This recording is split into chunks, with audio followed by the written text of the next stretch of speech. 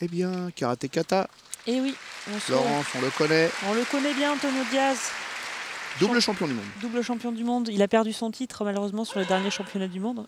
Oui, d'ailleurs, de façon... bon, c'est toujours un peu le problème de l'arbitrage. On aurait pu très bien le laisser passer face à son adversaire allemand. On était en Allemagne, à Brême. C'était vraiment...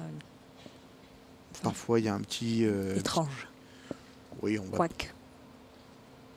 Toujours un petit plus quand on est à la maison. Parfois, c'est un gros plus. Antonio Diaz.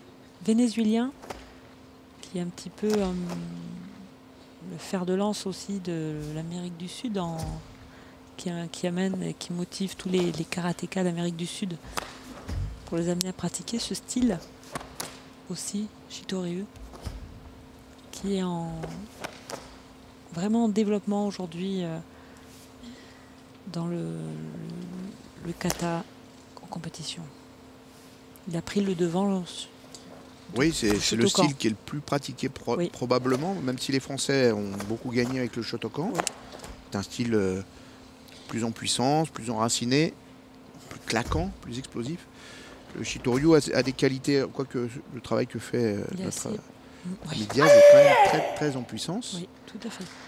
Mais il peut mettre de la puissance dans un style qui est plus rond. Oui. Il travaille plus sur la respiration, contrôle abdominal.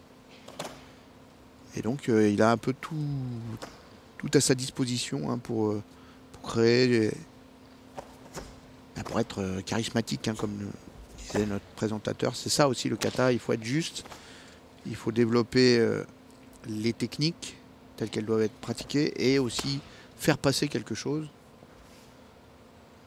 Et notre ami Diaz y parvient tout à fait. Oui. Oui, le changement de niveau aussi. Il passe de positions très basses à des positions hautes. Et le Kai. Oui. Pour l'énergie.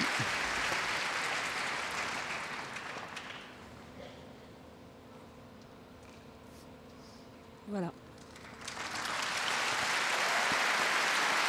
Antonio Diaz et le karaté. Comme on dit des artistes, quand on dit ça de Mozart, que le silence